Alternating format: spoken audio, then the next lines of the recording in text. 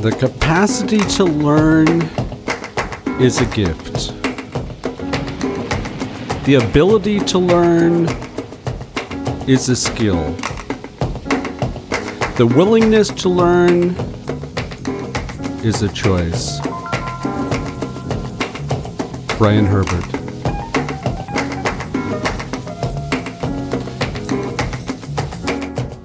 Dr. Huschnecker, the psychiatrist who treated Mr. Nixon before he was qualified as a candidate, recommended to the president that all children between 6 and 8 be professionally examined to ferret out those who have destructive tendencies, and that obligatory treatment be provided for them. If necessary, their re-education in special institutions should be required. This memorandum from his doctor, the president sent for evaluation to the respective departments. Indeed, preventive concentration camps for pre-delinquents would be a logical improvement over the school system.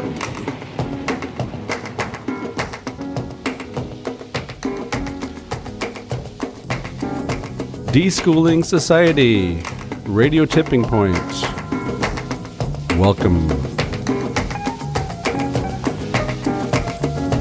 As court jester, Mike Boyle.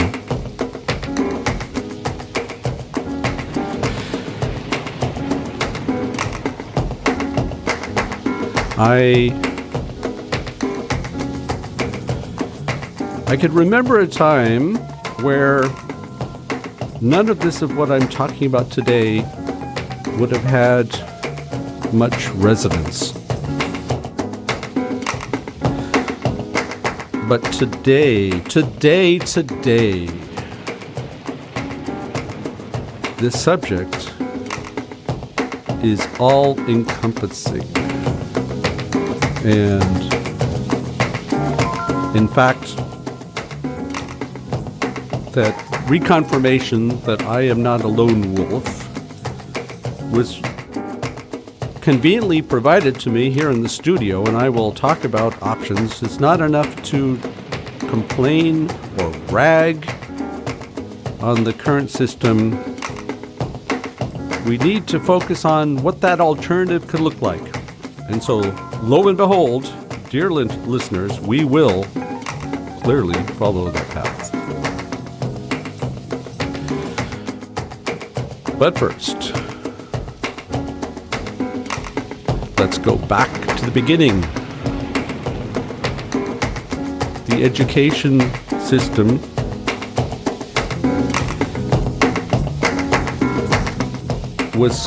has not been the same throughout the ages, but there was a certain inflection point that was reached. At the time of the German reunification in 1871,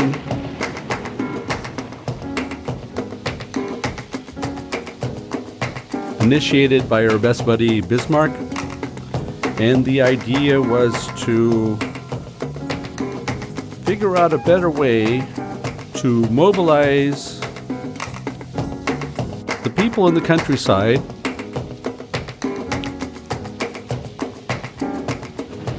to perform the tasks that would be required to build that industrial state that everyone was clamoring for, and I would argue still are. But Bismarck's idea was twofold, and one could argue that one of the two approaches, or one of the two goals, better said, perhaps was more predominant. First off, to ensure that the populace, who had no formal education up to that point in time,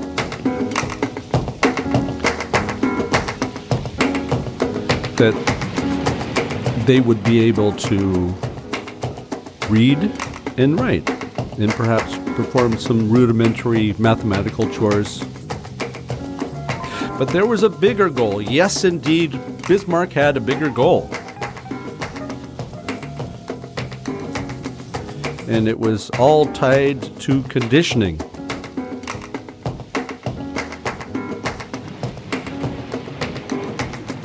It's not enough for us to provide the tools for individuals to survive within this brave new world.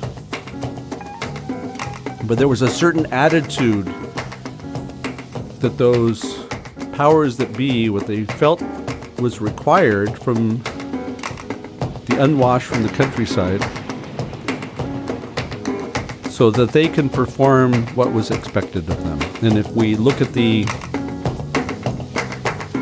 components to be found within the Industrial Revolution, we can see various tendencies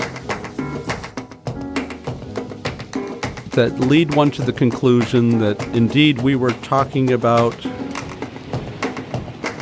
not only changing society, but molding it in one particular interest. And there were all kinds of different effects to be found. One can call them collateral damage. In the way that the family was run.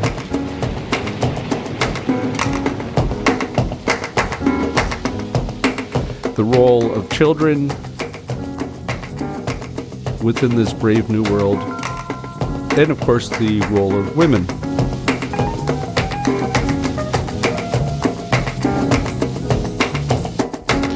So we had this impetus that was universally embraced throughout the world and is considered to be the way that things are done. And if we were to look at the current educational system, I question to what degree we have made many inroads since those days of Bismarck.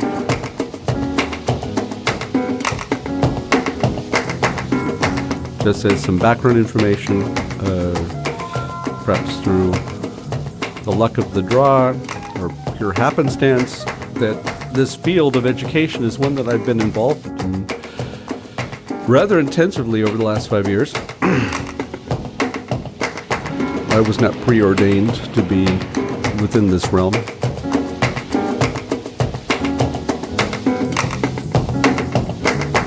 And it was quite clear to me after entering this domain that there is something inherently wrong. This idea that somebody could stand in front of a class,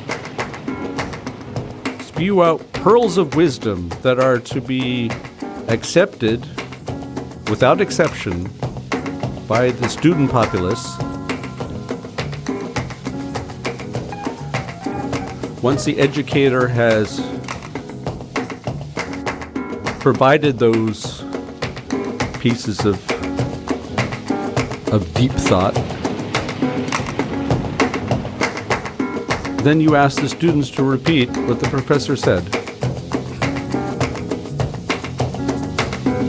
There's nothing cognitive about that process, the one I just described.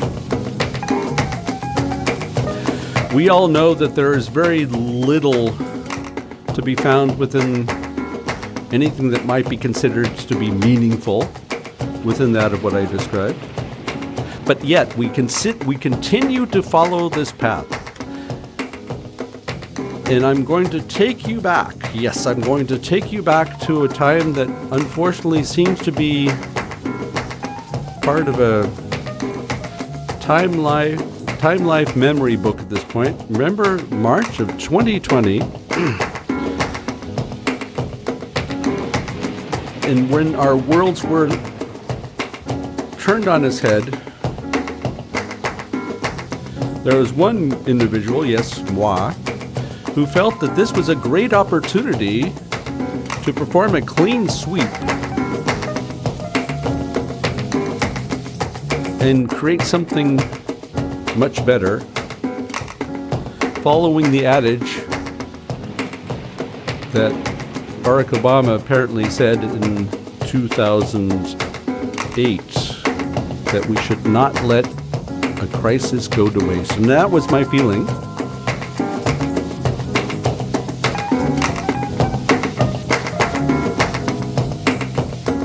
One can argue that he did let a crisis go to waste, and we're feeling the repercussions today. And I would also argue that that euphoria that I felt in March of 2020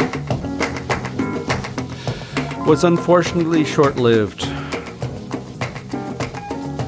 Little could I anticipate the ingrained passivity to be found within the student populace due to the conditioning that had been part of their routine, due to the uncertainty to be found at that time,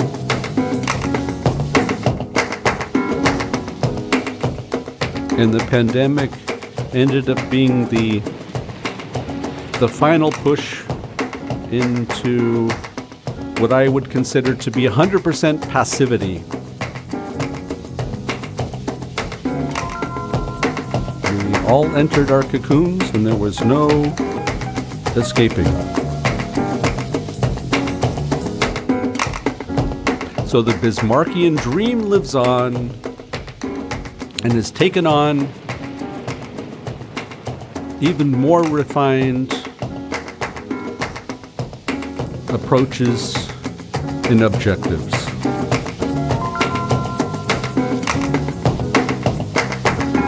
So within that model, the model of the consumer-producer conundrum, education fits in quite well, doesn't it? Because you have the teacher, quote unquote, who acts as a producer, producing content that we expect the students to regurgitate. So they consume the information. If they are able to properly repeat that of what they heard, regardless of whether any of this is truly understood or not, that's immaterial.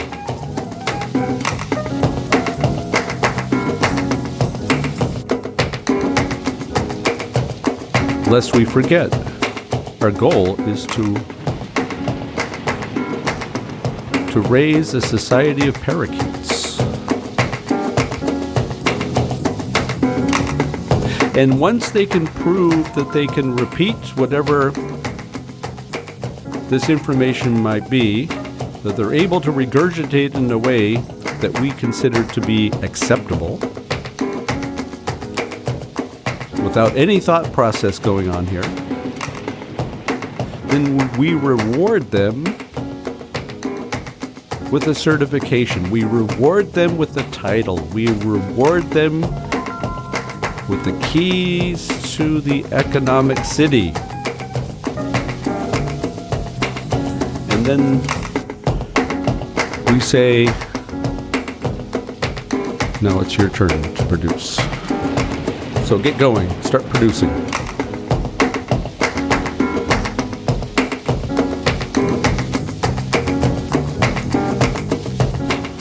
Many students, especially those who are poor, intuitively know what the schools do for them. They school them to confuse process and substance. Once these become blurred, a new logic is assumed. The more treatment there is, the better the results, or escalation leads to success. The pupil is thereby schooled to confuse teaching with learning, grade advancement with education, a diploma with competence, and fluency with the ability to say something new. His imagination is schooled to accept service in place of value. Medical treatment is mistaken for healthcare, social work for the improvement of community life, police protection for safety, military poise for national security, and the rat race for productive work.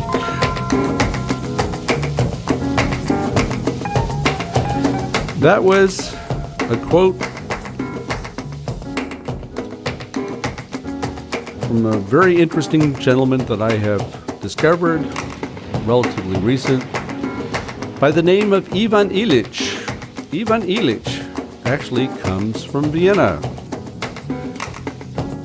And I'm sure this will not surprise a number of you. Through holding such ideas, by making such pronouncements, Illich wasn't going to have much satisfaction or fame in our illustrious city. So Illich actually moved on to the United States, and then eventually to Latin America.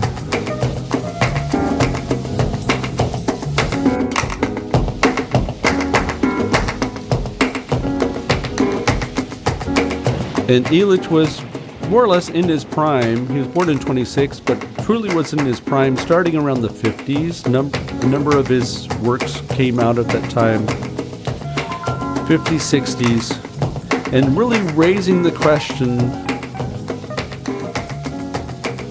of what effect this educational system has on our society.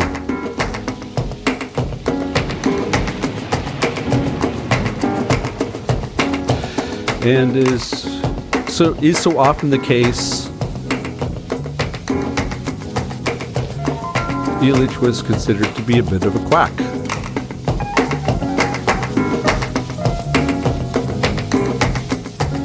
And just because few people could understand, let alone sympathize with those things that Illich was talking about,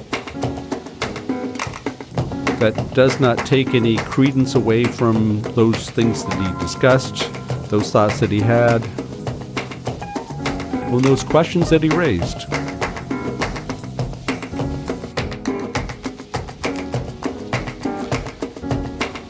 And in fact,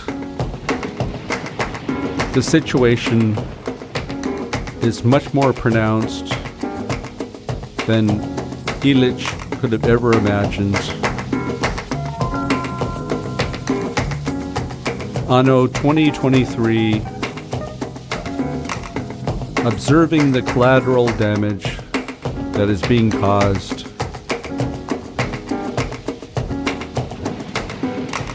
and I am given constant reminders of that damage. Let me give you some examples. That was an event I went to, perhaps about a month ago, and it was a very interesting students of mine that I was not capable of recognizing right away because I had never met them physically. Due to the pandemic, all of our activities were managed online, which meant that our impression of each other was going to be influenced, the physical being removed, the real-time element being with people.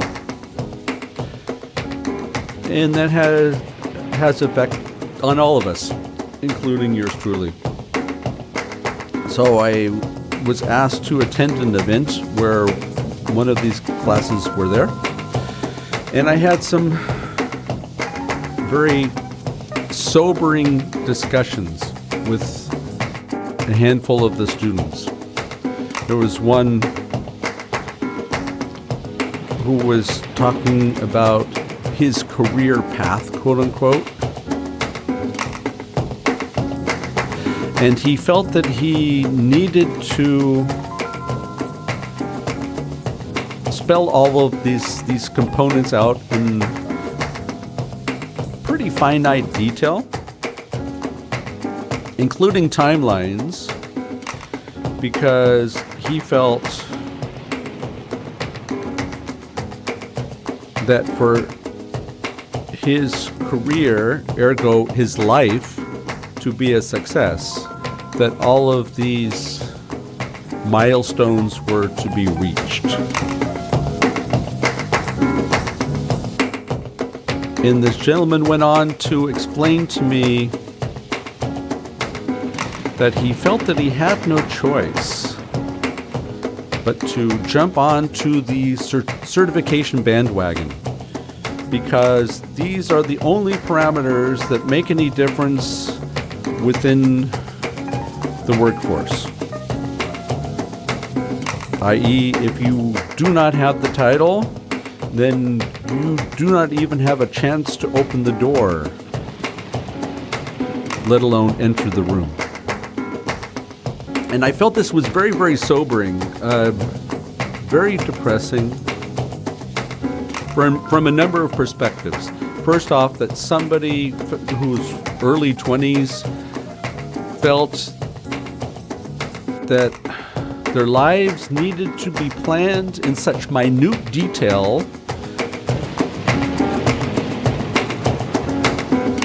with clear decisions to be made, goals to be reached, accolades to be achieved. Otherwise, their lives would become a free fall, entering the abyss, that they would be left with lives that held no more meaning, and they would be spending the rest of their lives saying coulda, shoulda, woulda. Isn't that sad?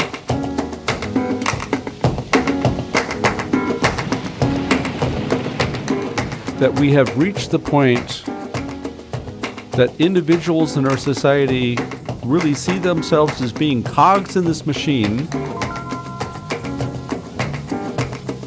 and if they are not able to deliver within this machinery, to be perfect parts within this machinery,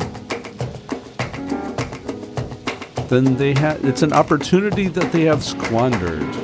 An opportunity squandered. And I consider that to be a very, very sad state of affairs.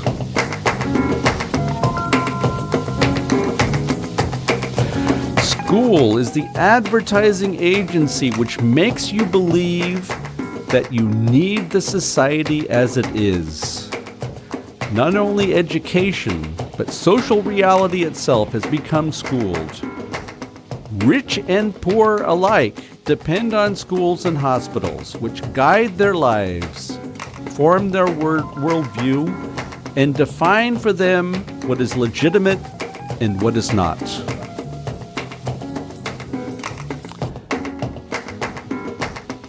Power is an educational system that divides us into the subjugated and the subjugators.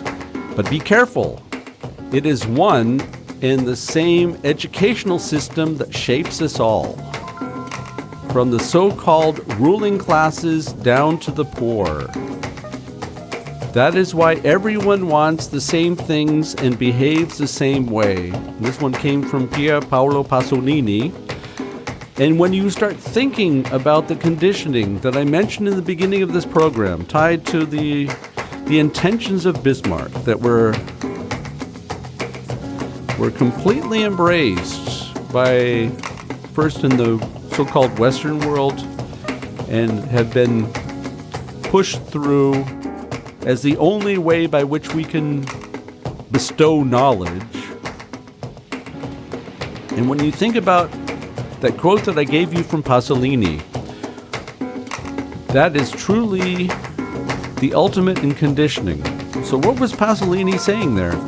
Pasolini was saying that our roles in life are very much spelled out within that educational system, that we are shown our position within society. We are reminded of that daily throughout the educational routine. And it becomes a reinforcement of the class system, where rich people are reminded that they are rich and that they have more privileges. And the poor are reminded that that is their lot in life and they better get used to it. Now, some of you might think that's a little bit far-fetched. That idea which Pasolini espoused. But let me give you some examples of where that is taking place continuously. And we don't have to go very far, folks. All we need to do is open our front door and look at what's going on the streets. So we have a system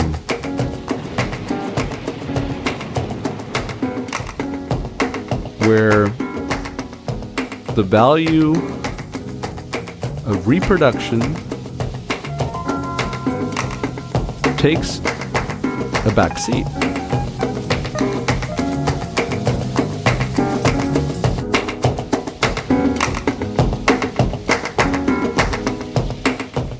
And the idea of equity and ensuring that each individual within our society can reach their potential becomes subverted daily through this exercise. So if you don't have money, and if we look within our society, who are the poorest? They are the children within our society. They are the children. So what do children do? They go to school. So they are reminded daily of how poor they are in the clothes that the more well-off children are wearing, which your family could never afford.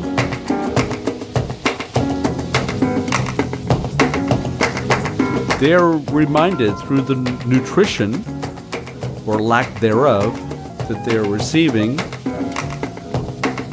due to the fact that the funds required to eat properly simply aren't there. They are reminded when it's time to go on a school outing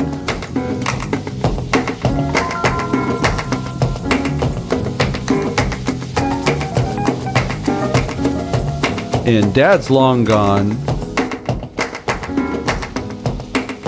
It's just you and your siblings and your mother trying to make ends meet.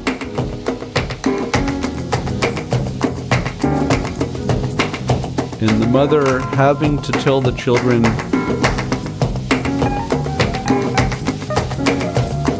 that she can't make it. And the shame that's tied to that situation. So I ask you, is that learning? Is this all part of the learning experience? I would argue yes, but perhaps not necessarily the learning that that we should be fostering, not the ones that we are cognizant of. Not the ones that we should promote, but clearly the ones that we should thoroughly be shameful of. Thoroughly.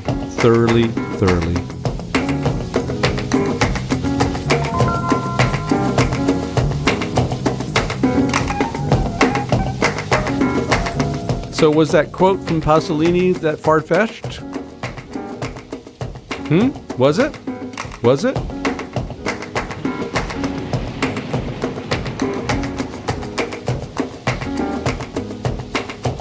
Does it end in grade school? No, no, no. Because you have set the trajectory for those individuals, those children who have been typecast. You are poor.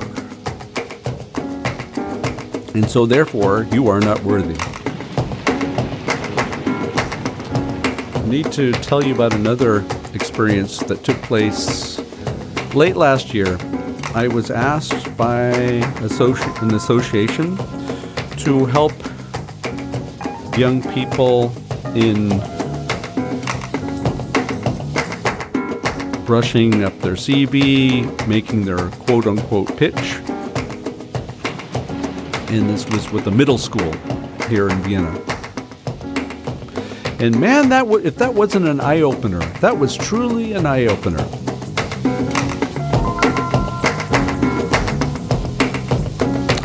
So I go to this event, not really knowing what to expect.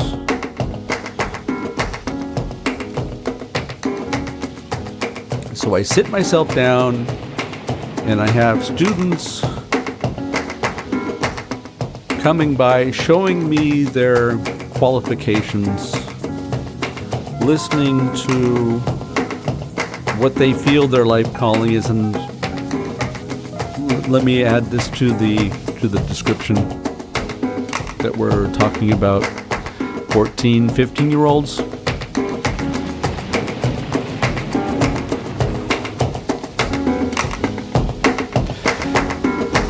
And all of their desires were tied to professions that we clearly need within our society. They're not very well paid, often. Not exclusively, but often.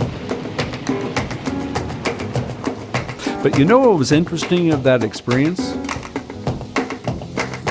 Of all the students that I talked to, only one was Austrian.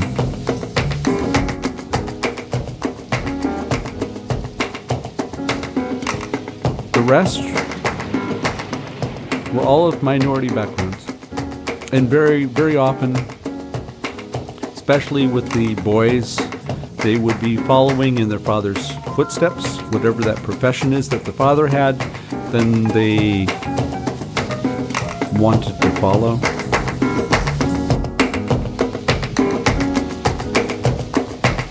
But to make that experience even more poignant for me,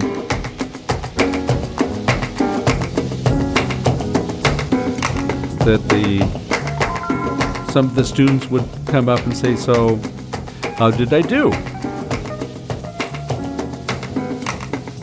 And I would tell them, "You did great. You were fantastic." And you had the feeling that might have been the only time in their entire lives that anybody ever said anything like that to them. And you know what? Some of them did not want to leave my table because I was able to give them a feeling, one that I think everyone deserves. I don't care where you come from.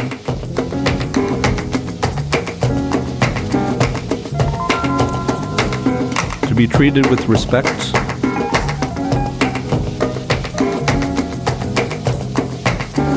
To be shown that you're worthy. To be given hope. And I consider all this to be very normal. I'm fortunate in never having to put any of those thoughts into question. And so I consider it to be very normal that everyone else should be within that same framework. But let's go back to what Pasolini was talking about. No, from day one, you are shown your role.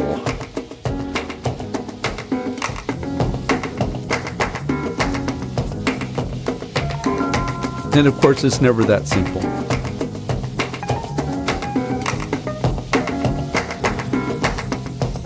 Within this realm that we have,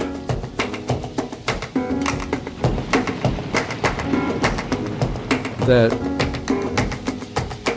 gives us the opportunity to overcome those cards that we have been dealt.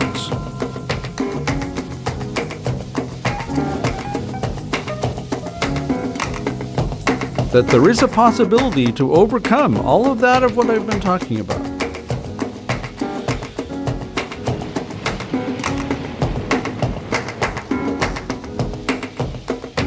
Which of course falls within the realm of the American ideal myth. And this is truly a myth. That you can overcome equity, you can overcome inequality, that you can establish equity, that you can raise yourself with your own ability, raising your bootstraps and overcoming all of this.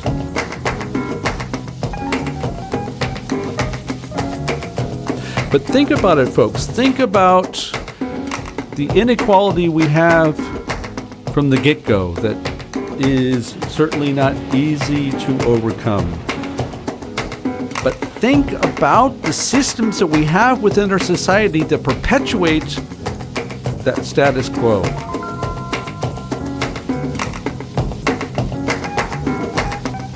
And then we have to seriously raise the question whether we have gone completely mad.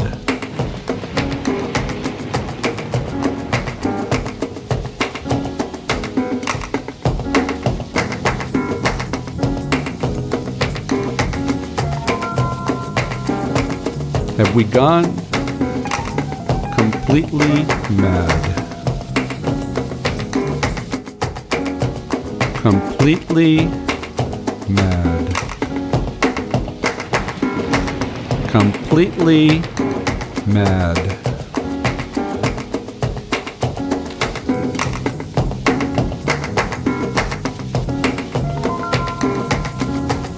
Instruction is the choice of circumstances that facilitate learning. Roles are assigned by setting a curriculum of conditions that the candidate must meet if he is to make the grade. School links instruction, but not learning to these roles.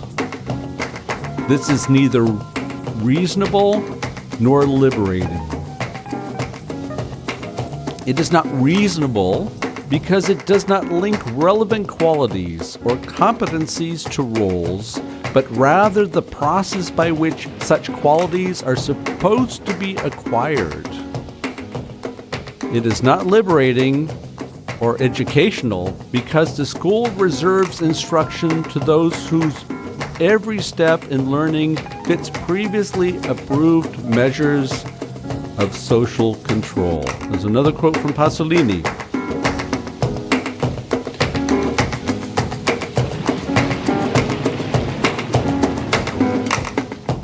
And there are a number of inferences to be found in that of what I just read to you from Pasolini. One of them, going back to this idea of the consumer-producer conundrum in those roles that Pasolini did not describe in that fashion. That's coming from Moi. But he certainly inferred the conditions that we have included within the realm of this educational structure that need to be fulfilled, otherwise no dice, no dice.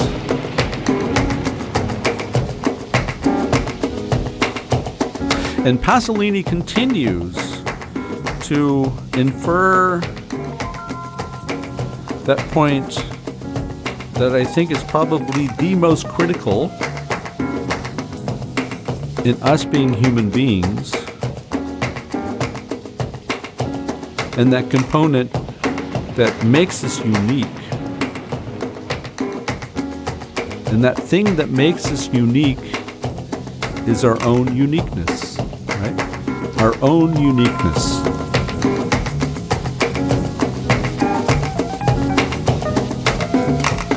That nobody on the planet has come to see the light of day under the same conditions,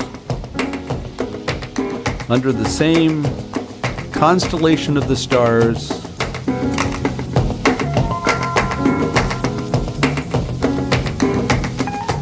without that same nucleus as we have as individuals, right?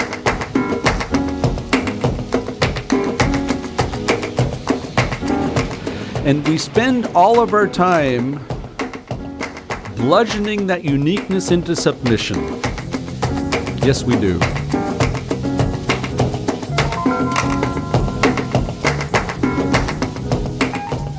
And if we continue on that journey, looking at where this conditioning leads us to as individuals, well, let's continue that journey, huh? Let's continue. So I'm going to hypothesize, going back to that example I gave you of the student that I ran across about a month ago who felt that there was no other option but to jump on the certification machine and show that you meet the standard. You meet the standard, which means that we all fall within a standard. Isn't that great? Everything becomes predictable.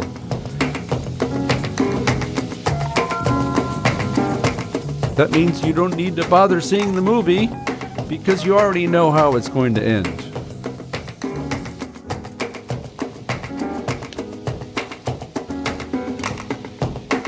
So let's continue with this journey, with this individual.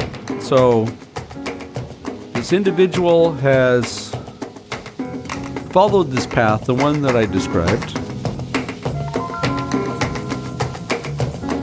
and is no longer privy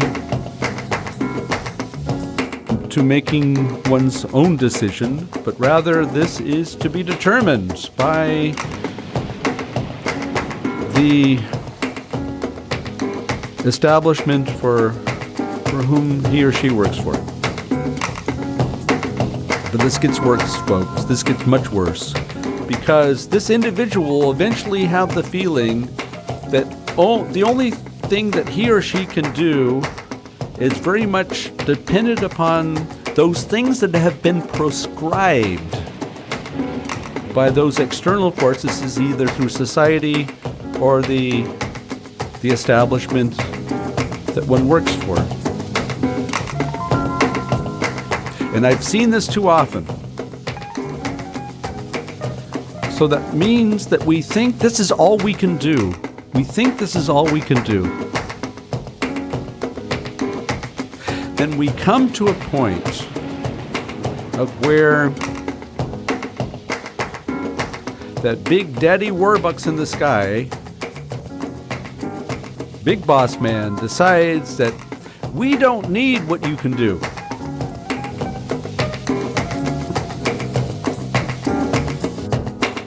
And up to that point in time, the big boss man has been convincing us all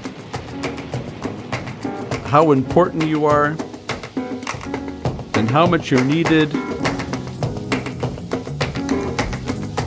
and that the organization is there to take care of you.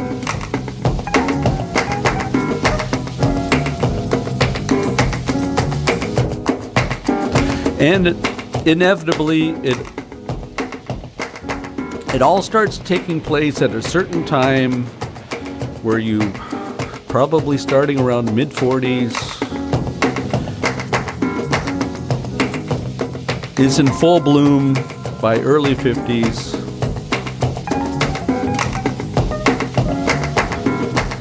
And then you go through denial and say, how could they? How could they? How could they?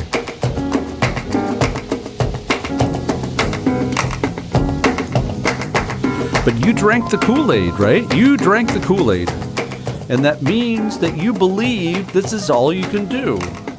So, pray tell, what do we do with people who feel that that's all they can do, very much tied to this conditioning? And those abilities are no longer required. You have lost your identity. You have no idea what else you can do. You have been typecast. Yes, you have been typecast.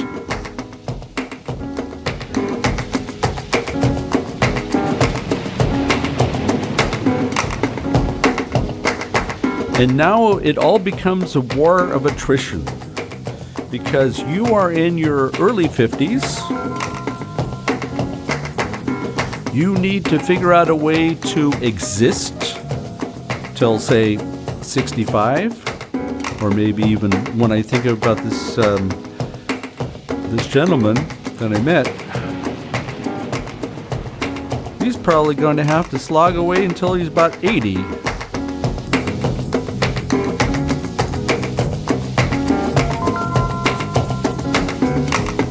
Trying to come up with a plan where there is none. Living a life of desperation because you start questioning whether anything before truly had any value. And we watch as individuals within our society lose any sense of self-worth.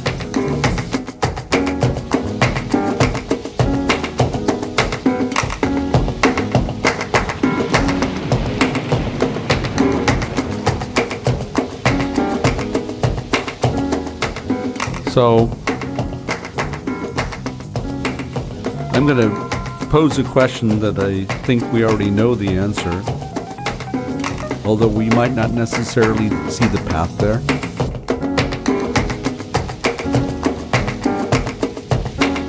So are these structures advisable? Are they necessary?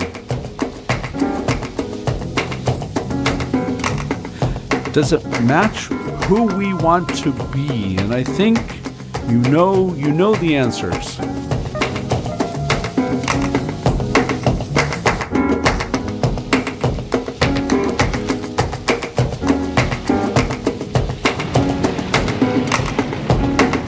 So let me give this one a stab.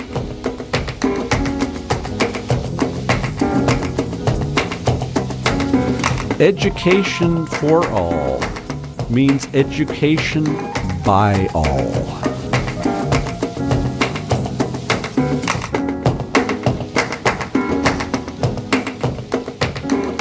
And what I propose is an idea that is truly not unique. I did not come up with this one myself.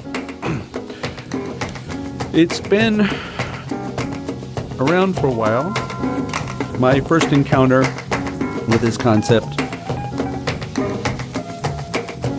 in the present form would be to be found within a seminal work that was put out by a gentleman by the name of Christopher Alexander, who was a professor at Berkeley back in 1977, and he produced a work titled A Pattern Language. And the idea is not to come up with a how-to manual. Alexander wasn't interested in that. Alexander was keen on us recognizing common patterns that we have as members of a society that can take on very unique forms based upon those people in society that are being involved, or very possibly or not even possibly, most definitely, tied to the culture by which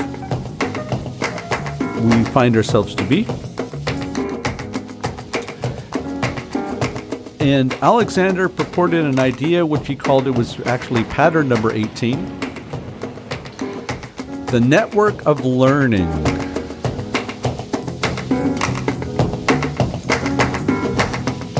And within this concept, the network of learning, Alexander talks about having what he calls thousands of interconnected situations that occur all over a city where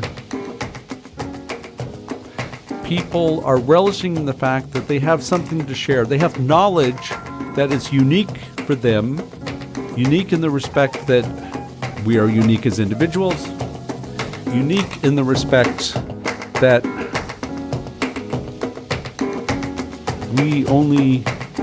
we can see things through our own eyes, unique, tied to our experience and our perspectives,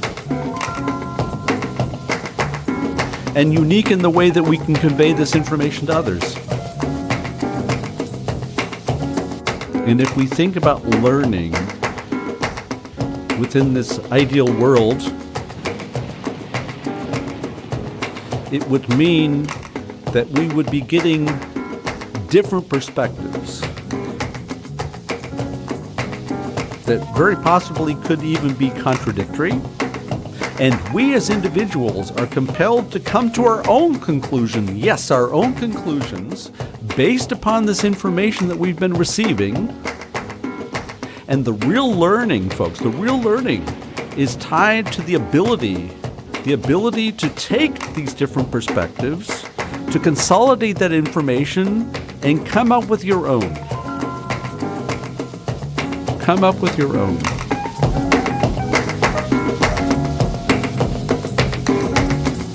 So creating that environment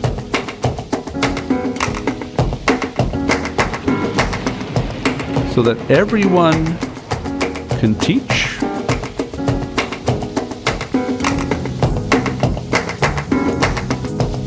that we all learn, we learn from each other, and it's not based on hierarchy.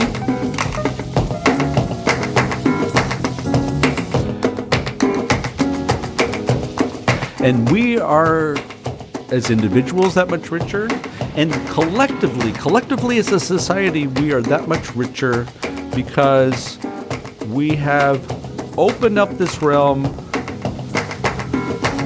to everyone. And if you believe that you cannot learn from each individual that you meet, then I challenge you. I challenge you to prove me wrong. Prove me wrong. Yes, prove me wrong.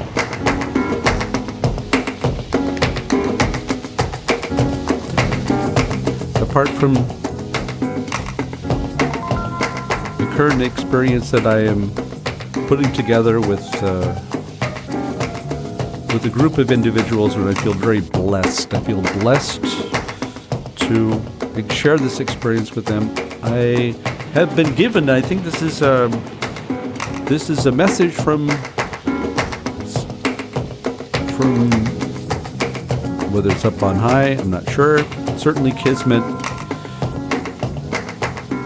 But this coming Thursday, the 15th, there will be an initiative that's called Aktionstag Bildung. So this is action, the day of action tied to education. And at 1500 there will be an education picnic or a Bildungspicnic at the Sigmund Freud Park in Botivkirche. And there's going to be a demonstration at 1700 called a Bildungsdemo or an educational demo, starting at the Sigmund Freud Park. And within this flyer this had to have been Kismet, sitting here on the mixing panel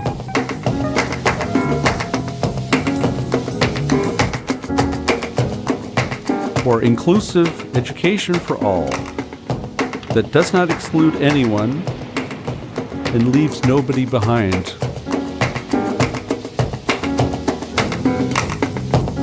Don't we owe this to each other? Don't we owe this to each other? Isn't it about time? We can't do anything about yesterday, but damn, we can do something about today.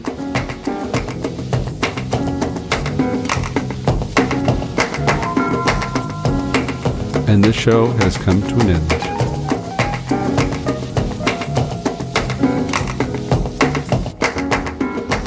Thank you. Thank you for letting me talk about things that are very important. And I hope there are a couple of you out there that feel the same way. And that we can find each other. And together, we can make a difference. Ciao.